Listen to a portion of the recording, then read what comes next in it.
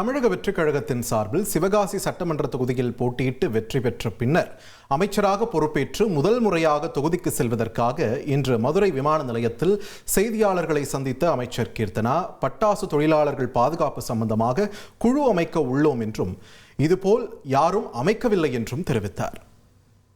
சிவகாசியோட முதல் எம்எல்ஏ அப்படின்னு சொல்றாங்க. ஆனா அதை விட சிவகாசியோட முதல் பெண் எம்எல்ஏ அப்படின்னு சொல்றாங்க. அதை விட சிவகாசியோட சிறந்த எம்எல்ஏன்ற ஒரு பட்டம் வாங்கணுன்றது தான், அந்த பட்டத்தை அண்ணாக்கு கொடுக்கணுன்றது தான் என்னுடைய ஆசை.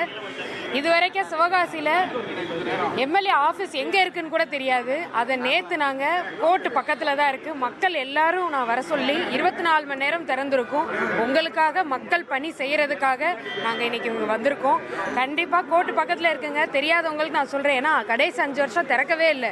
நாங்கள் தான் இன்றைக்கி அதை திறந்து க்ளீன் பண்ணி ரெடியாக பண்ணி மக்களுக்காக 24 மணி நேரம் சேவை செய்யணும்னு நாங்கள் ஓப்பன் பண்ணி வச்சுருக்கோம். அண்ணனோட வழியில் கண்டிப்பாக எங்களுடைய சேவைகளை கண்டிப்பா பண்ணிட்டே இருப்போம்.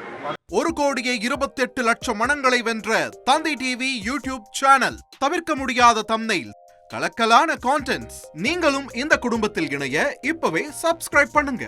அசுரபலம் கொண்ட எங்கள் டிஜிட்டல் கரங்களில் உங்கள் விளம்பரங்களை சேர்க்க வாட்ஸ்அப் பண்ணுங்க. 8939888838. Email advtthanditv@dttv.in.